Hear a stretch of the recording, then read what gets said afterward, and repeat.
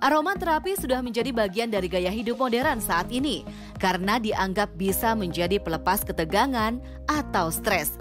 Beragam jenis aromaterapi dari essential oil hingga aromaterapi dalam bentuk padat seperti lilin. Selain memberikan aroma yang memikat, aromaterapi juga dikenal memiliki segudang manfaat untuk keluhan penyakit. Namun benarkah aromaterapi aman bagi kesehatan? Hidup Sehat Plus akan memberikan informasi untuk Anda seputar manfaat aromaterapi bagi kesehatan dan efek jangka panjangnya bagi kesehatan. Bersama Dr. Feni Fitriani Taufik, spesialis paru, di segmen berikut ini. Di masa pandemi ya, orang lebih banyak di rumah, jadi mencari berbagai cara supaya lebih nyaman di rumah. Nah, salah satunya dengan menggunakan aromaterapi. Kita tahu aromaterapi ini bentuknya macam-macam ya. Rata-rata yang menggunakan diffuser yang diuapkan, memberikan aroma wangi ke dalam rumah, ada juga yang dioleskan, dibakar ataupun berupa lilin yang dibakar. Prinsipnya aromaterapi ini memang mengeluarkan bau yang akan ditangkap oleh indera penciuman kita. Kemudian indera penciuman itu akan meneruskan ke otak, ke sistem tubuh yang memang mengatur untuk memberikan rasa nyaman. Ada di situ sistem limbik, hipotalamus. Nah, ini bagian-bagian di otak kita yang memberikan rasa nyaman, mengatur emosi, menyebabkan mood menjadi baik, menimbulkan relaksasi.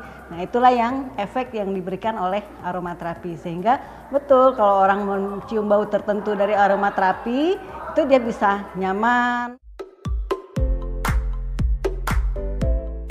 Selain memberikan rasa rileks, aromaterapi juga dipercaya bisa menjaga imunitas tubuh karena merangsang bekerjanya hormon baik bagi tubuh. Apakah Anda salah satu pengguna aromaterapi? Kita tahu aromaterapi bentuknya macam-macam ya. Yang populer di masyarakat itu kan yang dalam bentuk diffuser. Ada alat yang mengeluarkan uap, uapnya berbau wangi ke seluruh ruangan dan itu bisa menyebabkan rasa nyaman. Ada juga yang dioleskan, dibakar sebagai dupa atau menggunakan sebagai lilin aromaterapi. Nah, prinsipnya memang aromaterapi, uap yang dikeluarkan oleh bahan yang dari diffuser itu akan ditangkap oleh indera penciuman kita, disampaikan ke otak, di otak ditangkap oleh reseptor. Reseptor yang ada di otak itu yang biasanya berhubungan kepada hipotalamus atau sistem limbik. Ini adalah sistem yang mengatur rasa nyaman, mengatur emosi kita, mengatur suasana hati, sehingga memang benar kalau kita mencium bau yang menyenangkan itu akan timbul sensasi nyaman, rileks di tubuh kita. Nah, itu cara kerjanya aromaterapi yang selama ini banyak digunakan oleh masyarakat.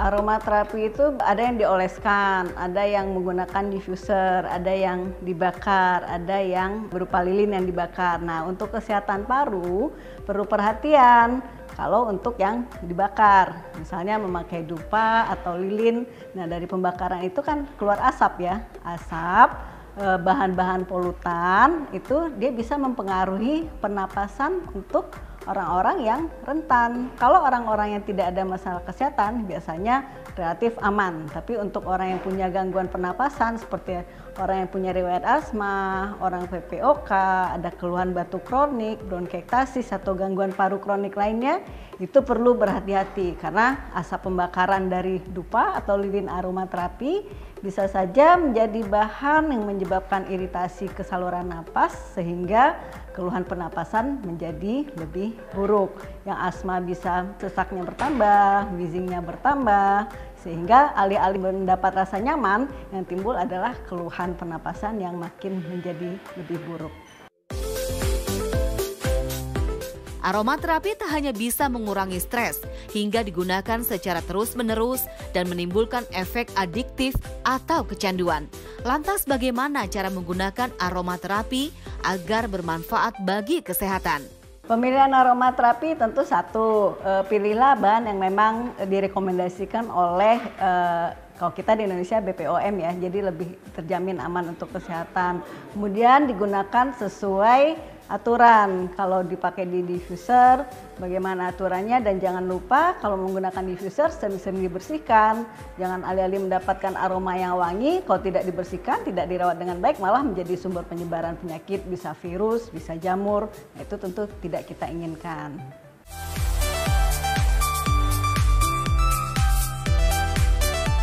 Ada banyak jenis aromaterapi seperti essential oil, lilin aromaterapi, dan aromaterapi bakar. Selain aromanya yang menenangkan, adakah dampak buruk dari penggunaan aromaterapi?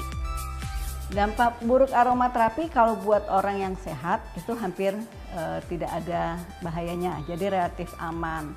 Yang perlu jadi perhatian adalah untuk orang-orang dengan penyakit pernapasan kronik seperti penderita asma, penderita PPOK, orang bronkitis kronik, orang yang sudah dengan gangguan paru yang kronik. Nah, itu perlu berhati-hati.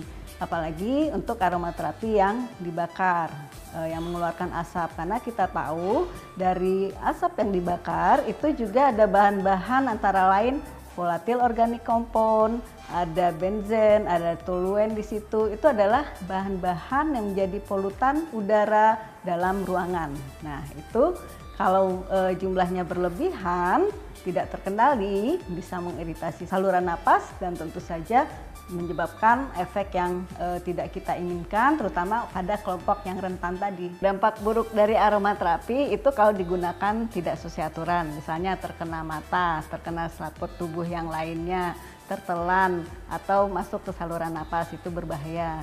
Kemudian aromaterapi itu selama ini yang ada bukti ilmiahnya kan untuk memberikan rasa relaksasi, rasa nyaman, kalau ada gangguan tidurnya bisa jadi lebih baik. Tapi tidak ada bukti ilmiah yang menyatakan bahwa aromaterapi sudah bisa menjadi antibakteri. Jadi aromaterapi tidak bisa menggantikan terapi obat yang sudah diberikan oleh dokter. Jadi buat Anda yang punya penyakit pernapasan, tetap obat-obat yang dianjurkan dokter digunakan. Kemudian kalau untuk merasa nyaman dengan menggunakan aromaterapi, itu silakan digunakan. Artinya jangan menggantikan obat dari dokter dengan aromaterapi. Aromaterapi digunakan untuk menyegarkan udara di sekitar. Itulah mengapa banyak orang menggunakan aromaterapi di rumah atau di kantor. Berikut ini ada tips menggunakan dan memilih aromaterapi agar bermanfaat untuk kesehatan. Pilihlah aromaterapi yang sudah ada jaminan dari Badan Kesehatan, kemudian gunakan sesuai aturan. Kemudian untuk kelompok yang rentan harus lebih hati-hati. Kalau memang aromaterapi itu memberikan rasa nyaman, lebih enak, silakan digunakan. Tapi kalau ternyata membuat keluhannya menjadi tidak nyaman, batuk-batuknya makin bertambah, sesak napas berbunyinya makin bertambah, maka sebaiknya aromaterapi itu dihentikan dan segera hubungi dokter untuk penanganan lebih lanjut. Dan hati-hati kalau terkena mata, tertelan, atau masuk ke saluran napas secara tidak sengaja, itu juga segera hubungi dokter. Perlu perhatian khusus juga untuk pengguna aromaterapi yang ada balita yang belum begitu paham ya. Hati-hati jangan sampai uap yang dikeluarkan itu terhirup langsung karena si kecil penasaran, dideketin, dihirup lama-lama. Nah, itu bisa mengiritasi mata, saluran napas, dan tentu menimbulkan gangguan kesehatan jika berlangsung terus-menerus. Jadi hati-hati.